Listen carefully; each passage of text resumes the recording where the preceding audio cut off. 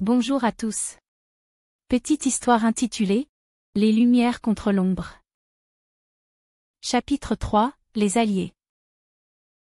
Le lendemain, Ethan entra dans la classe avec la même boule au ventre que chaque matin. Ses mains tremblaient légèrement en serrant son cahier contre lui, comme si ce simple objet pouvait le protéger. Les chuchotements se levèrent aussitôt derrière lui, pareil à un souffle froid qui le suivait partout.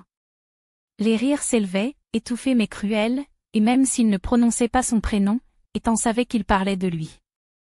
Assis à sa table, le regard baissé, il se sentait minuscule au milieu de la foule.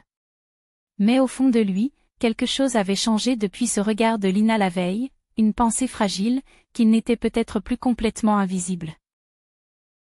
À la récréation, les moqueries reprirent de plus belle, comme un vieux disque qui se répétait sans fin. Pourtant, cette fois, une silhouette s'approcha de lui. C'était Lina.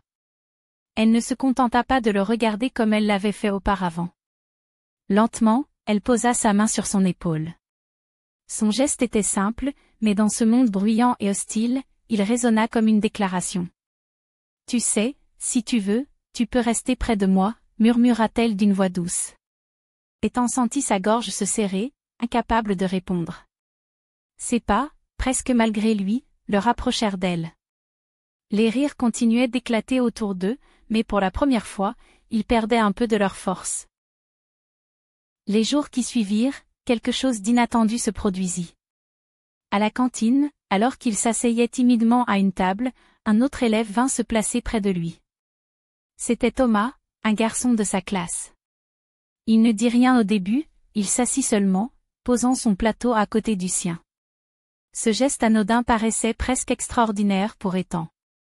Petit à petit, d'autres regards s'ajoutèrent, un salut dans le couloir, un sourire au détour d'un exercice, une main levée pour l'inclure dans un groupe. Chacun de ces gestes, même minimes, nourrissait en lui une flamme qu'il n'avait jamais connue. Un soir, pourtant, l'ombre revint dans son rêve. Noire, oppressante, elle s'avança comme toujours, prête à l'étouffer. Mais cette fois, Ethan n'était pas seul. À ses côtés se tenaient Lina et Thomas, leurs visages éclairés par une petite flamme qui brillait devant eux. Cette lumière, vacillante mais vive, projetait un éclat inattendu sur l'ombre. Elle hésita, recula d'un pas, troublée par ce feu qui grandissait. Le lendemain, il trouva le courage de parler à Lina et Thomas. Sa voix était encore timide, presque tremblante, mais dans leurs yeux, il lut une promesse silencieuse, celle de ne plus jamais rester seul face à l'ombre.